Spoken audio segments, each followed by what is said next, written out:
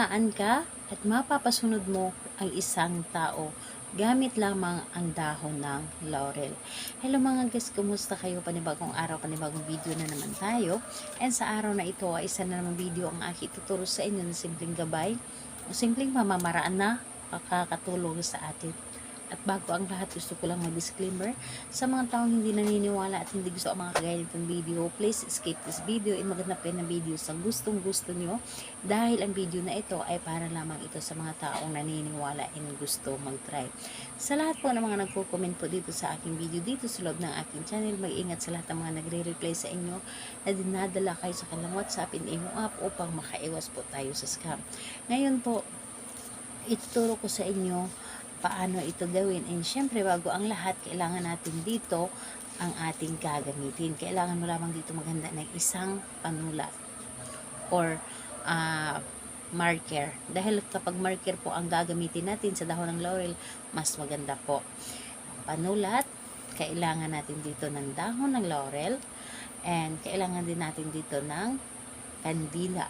So sa kandila po, hindi kailangan pink at hindi kailangan na bago. Sa kandila po, kailangan natin dito kahit na gamit na or kahit na kulay pula or di kaya kulay puti na kandila. Huwag lang yung itim.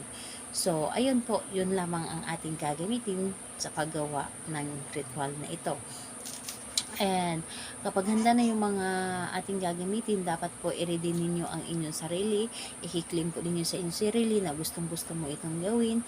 Buo ang inyong loob sa paggawa. Hindi kayo nagdududa sa paggawa ng isang ritual. And ayun po, positive kang tao na para bang hinihila ka na gawin mo ito para sa kanya. So ayun po, kapag ready ka na, pwede mo na itong simulan. So ang gagawin mo lamang dito una, dito sa kandila, isindihan mo lamang ito. Sindihan mo at ilagay mo lamang sa inyong harapan.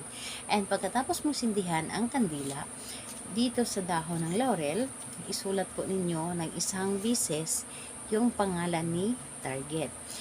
Isulat po ninyo at humiling kayo gamit ang dahon ng laurel. Hilingin po ninyo sa pamamagitan nito, tulungan mo ako na ang taong gagawan ko nito, ako ay kanyang hahangaan, ako ay lagi niyang susundin o maging masunurin siya sa akin. Ano man ang sasabihin ko, ito ay kanyang papakinggan at ako lamang ang mamahalin niya habang buhay.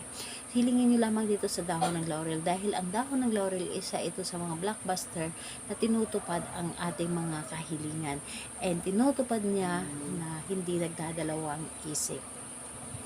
And ayun po, humiling lamang kayo or hilingin niyo ang dapat ninyong gustong mangyari. Hilingin po ninyo, sasabihin po ninyo na nanggagaling mismo sa inyong puso, na hindi lamang siya basta-basta na sinasabi lamang, kundi nanggagaling po mismo sa inyong puso ang inyong mga sinasabi.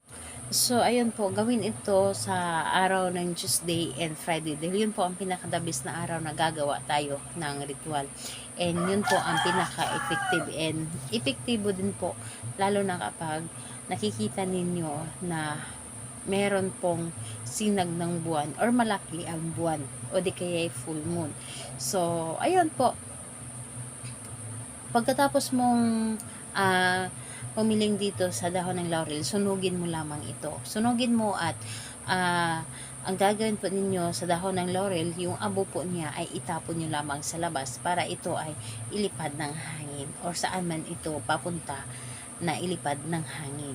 So, ayun, salamat po sa inyo. Bye-bye everyone. God bless us all.